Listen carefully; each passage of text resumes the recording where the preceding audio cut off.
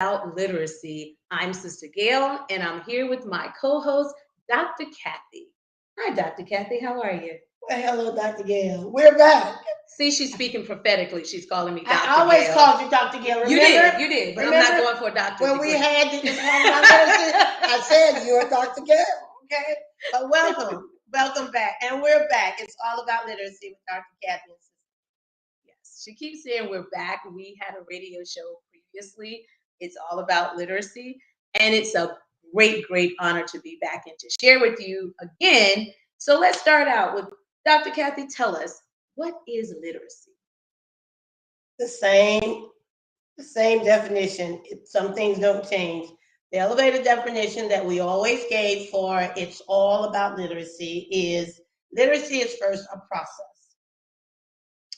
Literacy is being able to access what you don't know, what you need to know how to access that, to know how to apply that.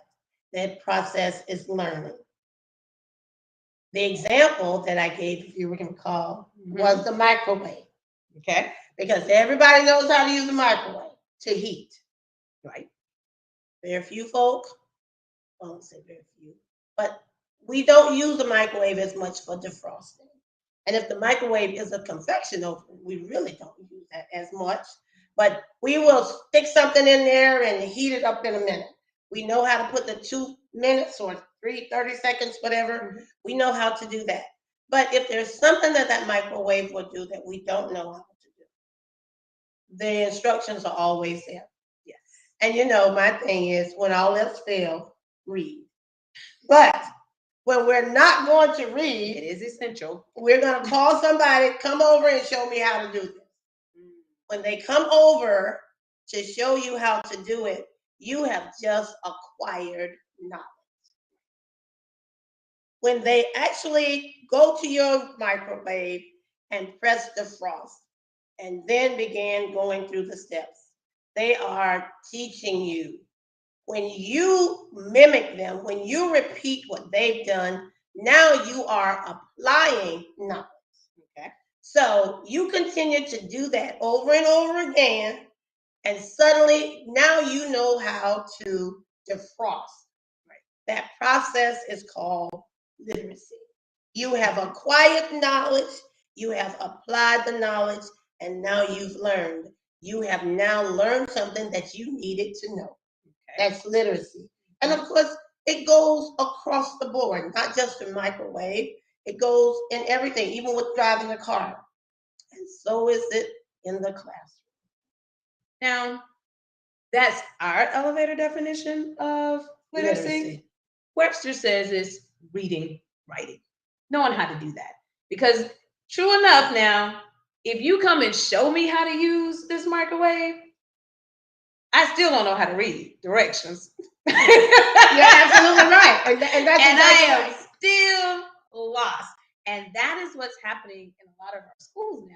So people are showing you, you're easy to mimic, but do you really know how to read? Are you really literate? And therein lies the problem.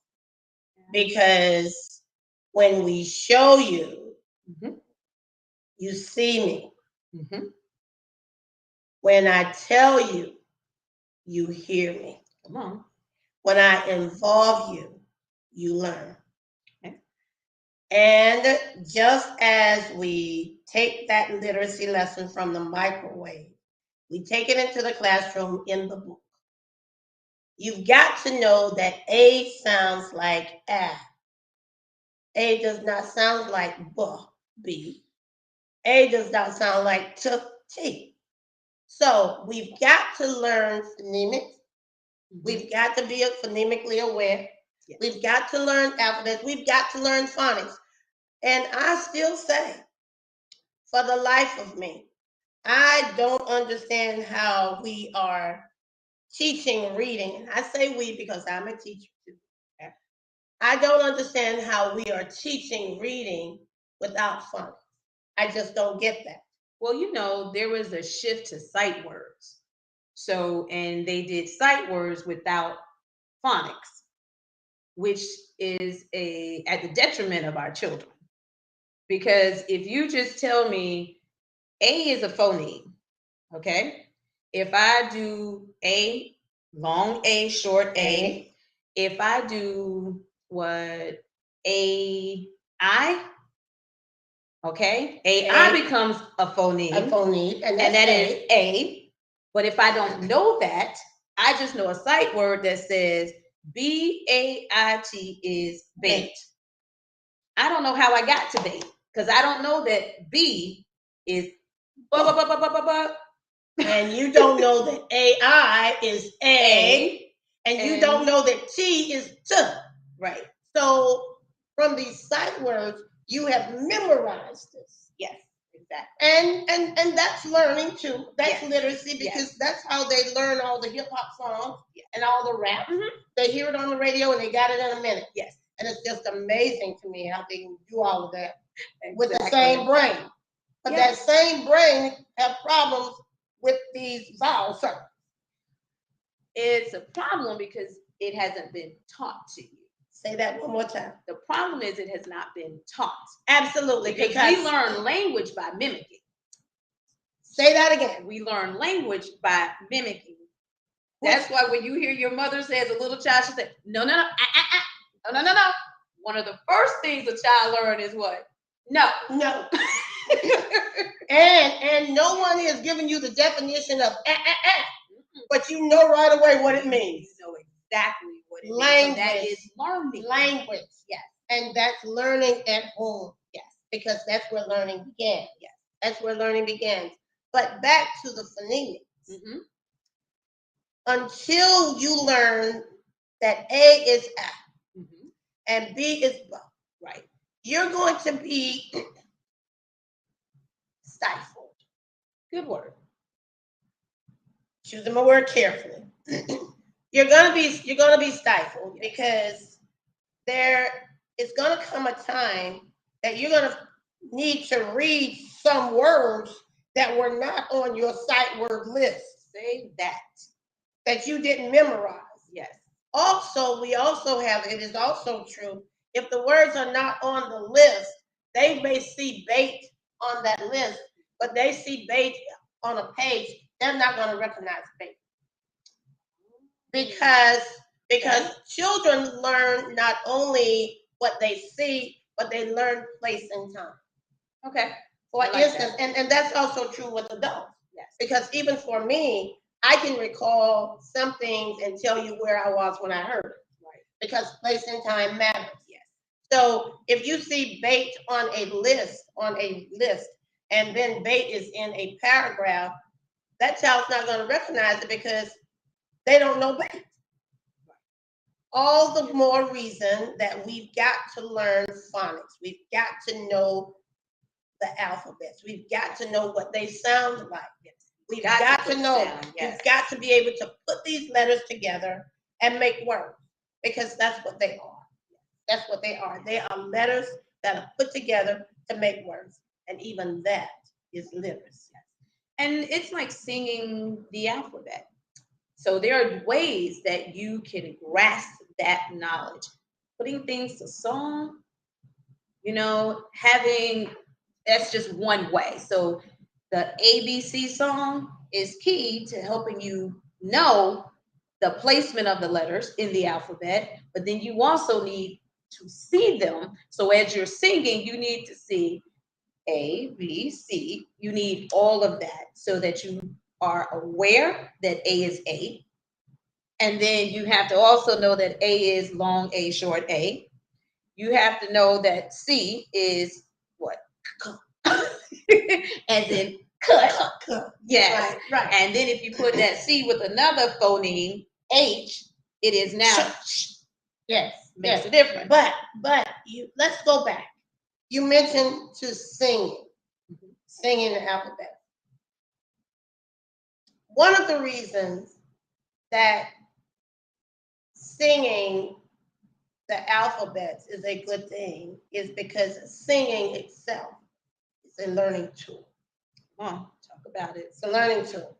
So when you sing the alphabet, just like you sing the rap songs, And you sing everything else that you hear on the radio. Yes. And you get it because it's a tune to put with it. When you sing the alphabet, you get it. When I taught pre-K and when I taught kindergarten, I had students who could sing the alphabets but couldn't say them. Wow. Because the brain, it's the rhythm is there, and the brain has that tune going, and as long as you sing it, I can get it. I got it. And there are students that can sing these songs. As a matter of fact, many of the Walt Disney movies, the children, Mary Poppins, Mary Poppins sang everything. She sang everything, even supercalifragilisticexpialidocious. Yes. Okay. She sang everything, but the students got it. Yes. The students got it. And once you make learning interesting, and learning is interesting, but once you make it fun, they're going to grasp to it. They're going to grasp to it. I want to take this moment right now to say to parents and families, anybody that is going to be touching a child, pull those children in for a minute, even 60 seconds. Find a book, a piece of paper, a receipt, anything, and show them a word. Help them to read at least one word. Show them that word. Help them sound that word out. You may be the only person that's teaching them phonics. And one way you can do that is you can be preparing a recipe at home, just cooking, and have the child, what is this letter? A, mommy. Okay, that's good. Good, Johnny. Good. Applaud that. Yes, and applaud it and be like, oh, okay. Now tell me what this one is. Oh, that's D. Yes. Give me a word that sounds, that starts with D. Da da da da da da da. Comes to mind right yes. away. Okay. Duh. But you've got to make learning fun. You've got to make learning fun. Reading is fundamental, and that's not just a saying. It's a fact. Yes. It is fact. You've got to be able to read even your jokes. Yes. You've got to be able to read your directions. I was in a conversation this morning, and I was telling someone, it doesn't matter what you do. You got to be able to read. Even if you go to jail, you need to be able to read. You got to read what your charges are. Yeah. You can't be in jail and don't know why you're there. Yes. You've got to be able to read. And reading is key. It is fundamental. It is essential to everything in your life. It is the key that unlocks the world to you. It really is. And I was talking to one of my mentors one day. She's in the high school now. And we were talking about children who cannot read. And some of my former students that I had as 8th graders are now graduating. And she said to me, she goes, it's something for them when they realize they can't read. It is. It's something that happens in their mind when they're like, I'm a 12th grader about to leave high school and I can't read.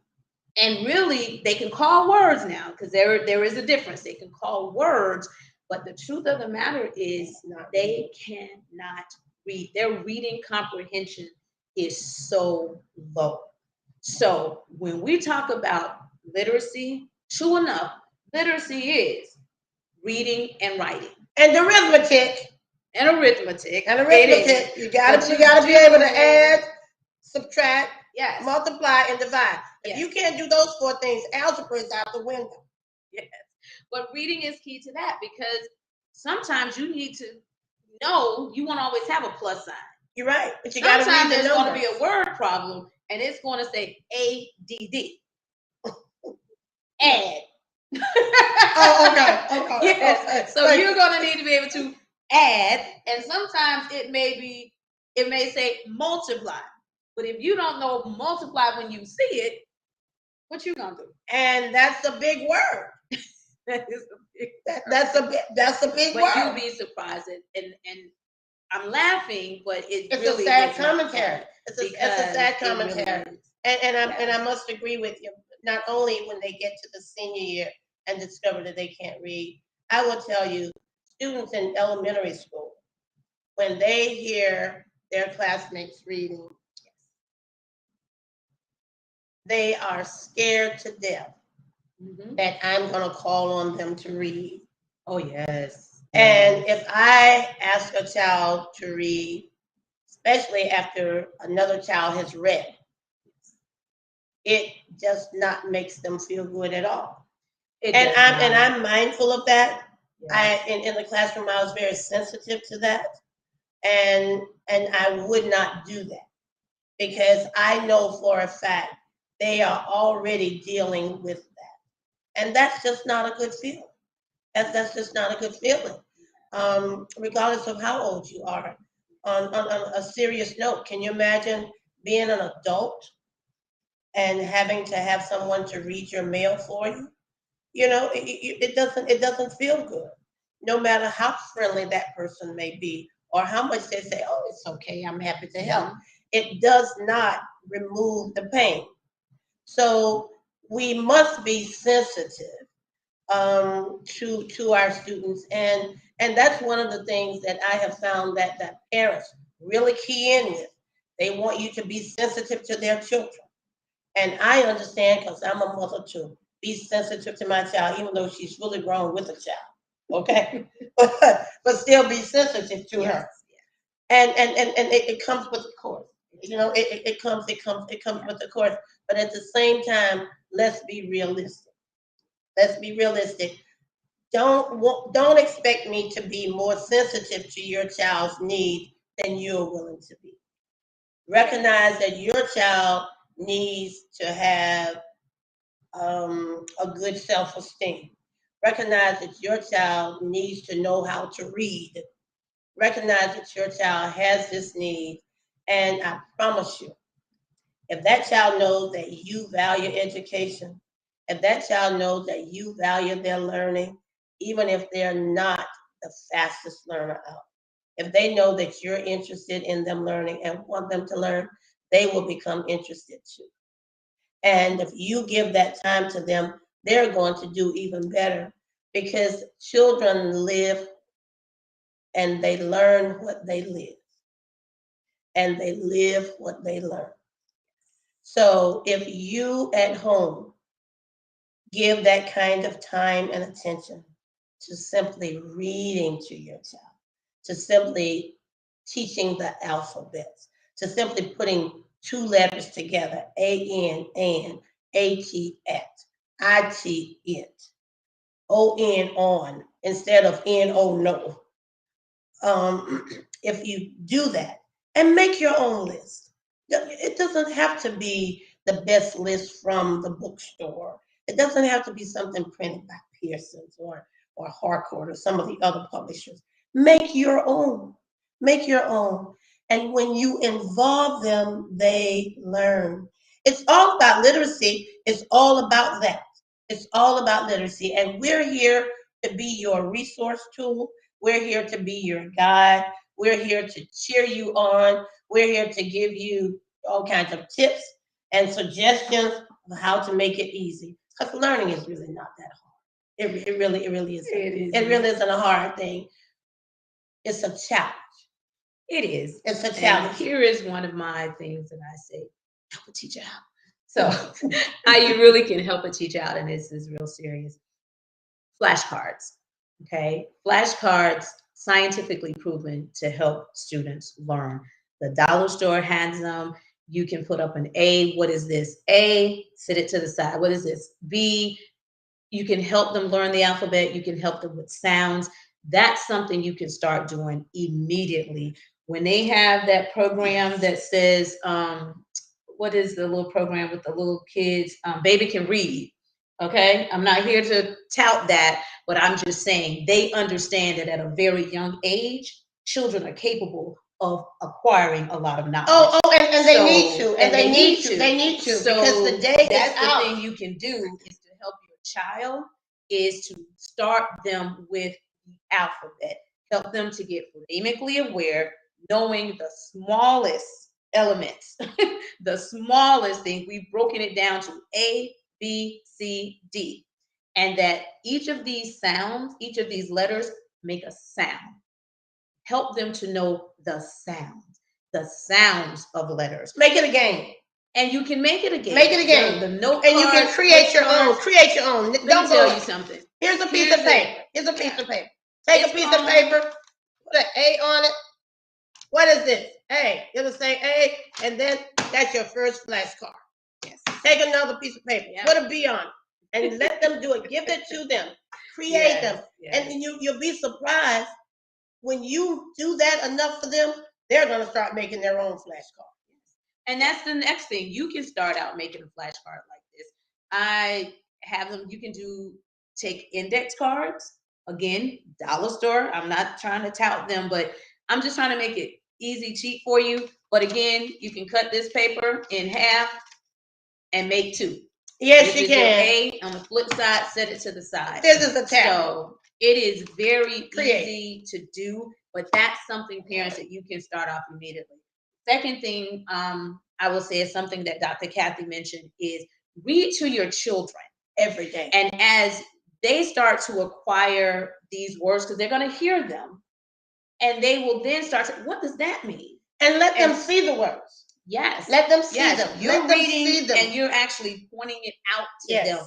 Get books that are age appropriate, but just start out with, see Johnny run. Johnny is running. Because then they start with word recognition. Okay. So putting those pieces together, you're going to give your child a leg up, as we would say, but you're going to help them to develop as readers. And as you're reading to them, this is chunking now. Teach your class. The chunking part. So that means paragraph 1. So when you read paragraph 1 or page 1, go back and ask them, what was that about? Comprehension. What did you understand? Yes. Because now you're checking their comprehension. Yes. And you want to say, so if they get it wrong, you can go back and say, no, let's read this again. Now, do you see it? Do you understand? Because when you become a 5th grader and you don't even know, I was floored. Child didn't know knees when he saw it. Knees. And I was like, okay, that's knees, baby. Keep going. Because I can't embarrass him at the moment. No, but what I did promise him is that I would continue to work with him because I wanted him to be a much better reader. And he liked the story. And I stopped, paused, again, chunking, because I need to check for understanding. And that's what you want to do. So again, it's, first of all, the phonemes, here are these letters. They make a sound. We want you to put these phonemes together. A-I is long A. E-A is long E. You want to put those together. It's like blends, B-L, bl.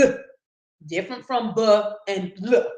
Absolutely. Okay? So when those come together, so you're making your child a reader. Because again, parents, you are their first teacher.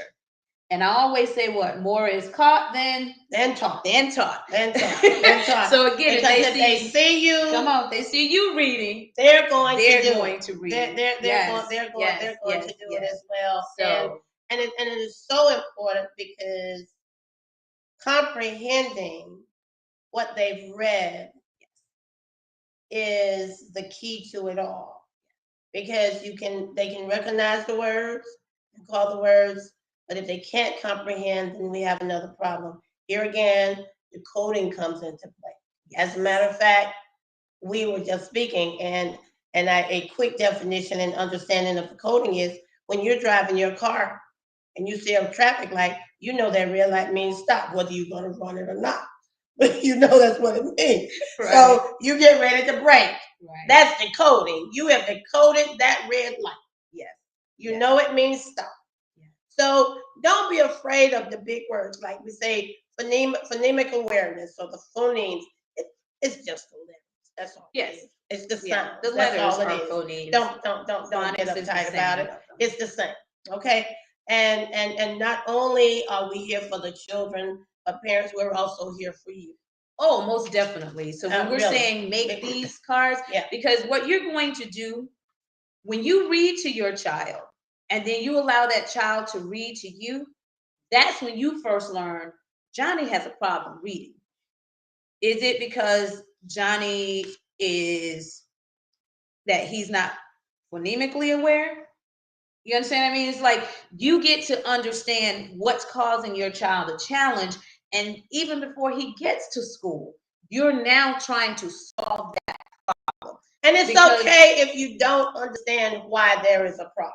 Yes. It's okay if you don't understand. Exactly. You're not expected to understand why there is a problem. That's why people went to school like me.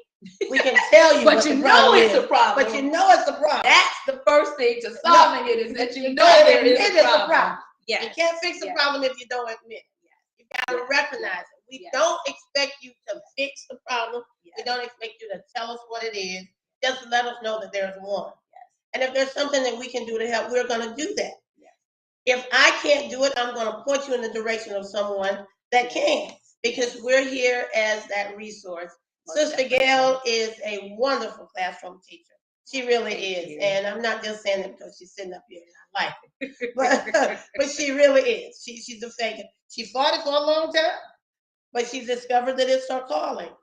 I understand that because I fought it for a long time and discovered it's my calling. And I love teaching. I love teaching.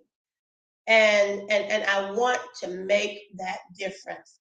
And whatever those don't want to call it an inability or a disability or a challenge, right? Whatever that challenge is in literacy, be it reading, be it writing, be it arithmetic, math, addition, subtraction, multiplication, and division. Notice, I did not say geometry. I did not say trigonometry. I did not say calculus. I said addition, subtraction, multiplication, and division. The 4 basic principles. Anything like that, it's all about literacy. The Optimus Literacy Institute, we got you covered. Just be in touch with us to let us know. And at the end of this program, we're going to be able to tell you how you will be able to reach out to us. But you remember us. It's all about literacy. We're back. Yes, we are. And we're here to help you. So to help you help your child. And these are the things, these steps of making sure that your child can recognize letters, they know the sound of letters, that you're reading to them, they're reading to you. We'll give you tools, we'll give you resources, we'll tell you websites you can go to help. And one thing I would like to say here, as again, here's my help a teacher out moment, is it's called the summer slide. And I understand that a lot of parents feel that, oh, they've worked so hard throughout the school year, we're just going to let them rest. Please don't. Because what happens is, if you don't continue to have them read, practice something, that first 9 weeks of school is spent trying to get them back up to where they were the fourth 9 weeks and when they school won't ended. Get there. And it is a challenge. So help our striving readers out, our students that are striving. Notice I didn't say struggling. They are striving for academic excellence. That's how you can help them. I don't care if it's a comic book, whatever it is, cookbook, the cereal box, whatever it is, a pack of cookies. Yes, just read. And I'm laughing, but she is so serious. Yes, I am serious. Everything matters. It all matters. When you're driving down the road, you used to say this all the time. What is that big arches? Oh, that's M. That's McDonald's. Right away, they know. Spell it for me. Then you know if they recognize these letters. Okay, so those are things that you can do while you're going on a family trip. Whatever it is, just take the time to make sure that you incorporate learning, incorporate literacy into everything you do. Make it a family affair. And we're not just speaking for the students in the classroom. We're also speaking for those of you who are homeschooling your students. Yes. Which is really, really important. Sadly, we are still in the midst of a pandemic. And the slide from the pandemic just maximized the summer slide before the pandemic. And the COVID slide, and the COVID sliding is still going on. But the truth is, the summer slide was going on at a fast speed before COVID came. Yes, it was. Okay? Yes, it was. And I am a realist. I'm a realist. Sister Gail says it's a challenge to get them where they need to be. I'm going to say to you, they won't get there. And what happens is we're now on Tuesday and they're still doing Saturday's work. We're now on Wednesday and they're still at Saturday afternoon. We're now on Thursday and we're still at Saturday. That is not a good feeling. That's not a good feeling. And what happens when the students realize that, they become frustrated. They become angry. They get mad. And they act out. They act out. They act out. And many times it's not because they're angry that somebody has stepped on their shoe. They're upset because someone else has done well and has moved on in the classroom and they couldn't do it. And they are feeling that they're isolated, that everybody's paying them attention. That's not the case, but this is what they're feeling. And their feelings matter. Parents, don't let me be the only one that cares about your child falling behind. I need you to care about them falling behind. Frankly, I don't care if they're not wearing the designer clothes. Frankly, I don't even care if they got what do we call those shoes that they're wearing these days? Chucks. Yes, I've never heard of them. No, since the Nikes, maybe it's the Chucks. But there's some new shoes. Is that what they are? Chucks or Converses. Oh, okay. You had a pair. Oh, but I didn't call them Chucks. I called them Converse. They call them Converse. Oh, okay. Okay. But I hear the Chucks and stuff. You know, it really doesn't matter. It really does not matter, because I'm going to tell you, at the end of the day, if your child can't read, your child is failing. You don't want your child labeled. Don't tell me you don't want your child labeled. Don't get an attitude about it. Let's prevent that from happening. Pre-K and kindergarten used to be a place where you learned to read, where you learned the alphabets, where you learned to write. That's not the case anymore. You've got to know that when you get there. And if you don't know that when you get there, you're already behind. Now, we have these things called cell phones. There are pre-K and kindergarten kids that can maneuver a cell phone better than I can maneuver my pen. Yes. And what's really something is they know how to go to the keys and press this to pull up a tune.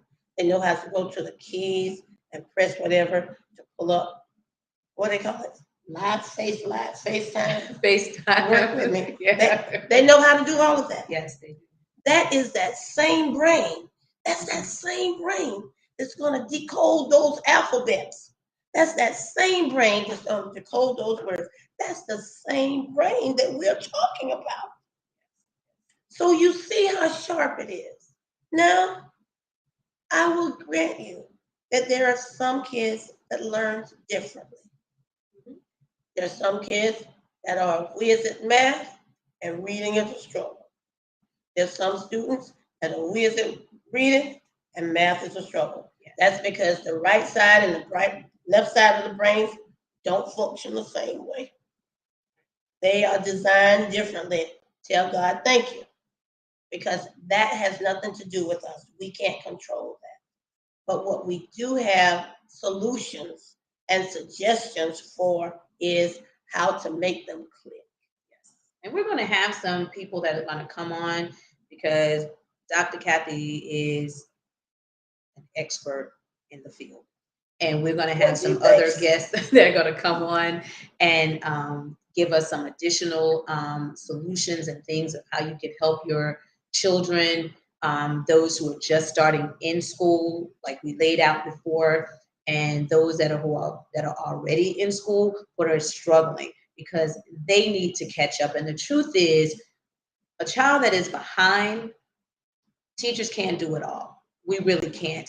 And I'm just going to give you this example. When I taught 8th grade, I had a child that was on a beginning reader level. The Lexile, which is the reading comprehension, is supposed to be 1020 when you're starting into 8th grade. He was at a 325. So that lets you know the distance. He was multiple grades behind. There was no way I was going to catch him up from beginning reader 1st grade to get him up to an 8th grade in one school year. So that becomes additional tutoring. It's a lot of things. So we'll have those resources available for you. But again, these are just the basics that we're starting out with, just some things that you can immediately do until we come back with more guests, more tools, and more resources. And Dr. Kathi mentioned cell phones, and I'm not trying to tout any particular program, but I do know back in the day there was Schoolhouse Rock. Oh, yes. Schoolhouse Rock is on the cell phone. And Schoolhouse Rock really does rock. It does rock. Yes, and it works. Still rocks. And yes, it works. It does. Yes, it works. Just as years ago, Hooked on Phonics was the thing. And then works. Hooked on Phonics was it just disappeared for a moment. We still need you to get hooked on phonics. And now they're bringing it back because it worked. It works. And there is something on your phone now called ABC Math. ABC Mouse. Please, YouTube, Hooked on Phonics. It's all of those resources that your children can be using their cell phones for, YouTube for, versus, the get down. Let's get down with this phonics. Absolutely. Because the truth is, when the old folks used to say, I'm from Jasper, okay, and education was everything for generations prior. Yes. And they would say, when you get an education, it's yours, and nobody can take it from you. Mm-hmm. B.B. King also said the same thing. When you learn something, you've got it, and nobody can take that from you. Okay? So it's just like when you learn the hip-hops and the bebops and stuff, no matter what I say, you're going to know what them hip-hop says. You're going to know that because you've learned it. Yes. And learning is a good thing. But we can't drive home enough the importance of learning to read. Yes. You can go anywhere in your mind when you learn to read. You're reading these books, they will take you places you want to go. They expand the mind. And a mind once expanded will never go back to its original size. In fact, we have an example for you. We have an example with the reader because we have a reader, Mr. who is a former school teacher, who was a principal and is now the chairman of the board of Hamilton County Schools, Mr. Johnny Bullard. He's also an author. He literally goes into the classroom and reads to these students. He reads, and you will be able to hear him read. You will be able to hear him enunciate, and he reads so that you are really in the story with him. We have that segment, and we're going to let you hear that, and you're going to enjoy that. And when you hear that, you then will understand what Sister Gail is saying. When you can read with comprehension, when you can read and it opens your mind and it really puts you right there. It puts you right there. Reading fluency is what you'll hear. Yes. All the inflection, your voice is going up in the right place. You're going down, you're speeding up, you're slowing down. All of that is part of fluency. Yes. And you'll be able to hear that in his reading. Right. That's a part of comprehension as well, comprehending the text, that you know how to do that. And that skill is not just for Mr. Johnny Bullard only. That skill is for you too. Yes. Which means that you can do it too. So let's listen to Mr. Bullard.